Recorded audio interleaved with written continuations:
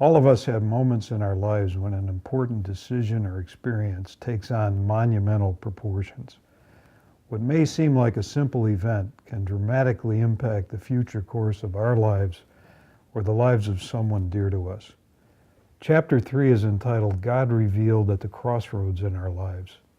In it, I tell stories of just such events in my life that ultimately had a profound impact on me or on my loved ones. For me, a very dramatic such moment is told in a Chapter 3 story I call Lessons for the Affluent in Africa. In 2004, my oldest son, Zach, graduated from high school, and together we took a two-week trip to Africa. Zach grew up in a very affluent community in Fairfield County, Connecticut. He and all his friends had the kind of luxuries, experiences, and material possessions that most American teens can only dream about. If you think that sounds idyllic, think again. Like so many other advantaged youth, Zach was under much stress. Stress to achieve superior grades and to gain admission to highly rated colleges. And from my perspective, he almost never seemed to be happy or to enjoy life. I'd hoped and prayed that this trip might be therapeutic for him, because it offered the chance for him to enjoy his two greatest passions, photography and herpetology.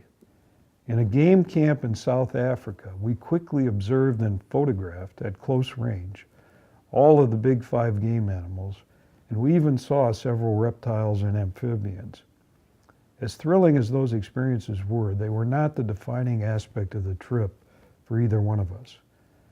One day we took an unscheduled tour of a fairly primitive local village. We had never seen anything quite like it in the United States. It seemed like something out of a National Geographic special. In the village, we were first charmed by a group of about 30 energetic and happy preschool children, singing and acting out nursery school songs for us. We also watched in amazement as the adult women of the village prepared meals using some very primitive utensils. Then the senior men of the village, with great pride and joy, walked us into a small thatched hut that served as a makeshift museum of tribal history. It housed everything from formal headdresses and nose rings to musical instruments and weapons of war. To conclude our visit, we were treated to a native male dancing group in traditional ceremonial dress, followed by a more contemporary young men's singing group. The one common denominator in every delightful experience was the hospitality of the villagers. All were visibly pleased to entertain us, and all of them, no matter what their age, demonstrated the same joy and happiness of those preschool kids. Later in the trip, at another camp, we ate dinner around the large outdoor community table. At a lull in the conversation, I heard one of the older gentlemen ask Zach what the highlight of the trip had been for him. I expected him to talk about the wild game or the incredible photo opportunities. But instead, Zach quickly answered that it was the visit to the village in South Africa. The older gentleman looked surprised and asked why it was so special for him. Zach responded that it was because the people were so happy. He said even though they had absolutely nothing, they were happy because they had each other. They had the love of family, and they had the support of their community.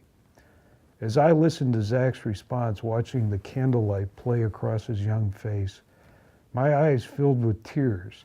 That moment was the highlight of the trip for me.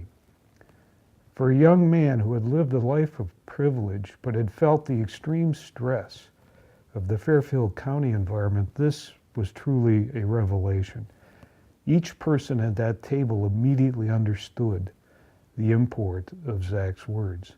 And after the meal, several of the guests congratulated me on what a wonderful young man I had raised. I marveled that here in Africa, thousands of miles from our affluent communities, God could speak to me and to the other guests through the profound observations of an 18-year-old boy. Thankfully, God can help relieve the burden of stress and the depression that often accompanies affluence, and he does so by revealing the values that really matter.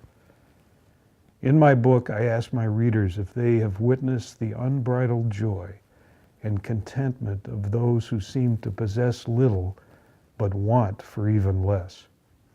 May God help all of us to find ways to learn the secret of being content in any and every situation.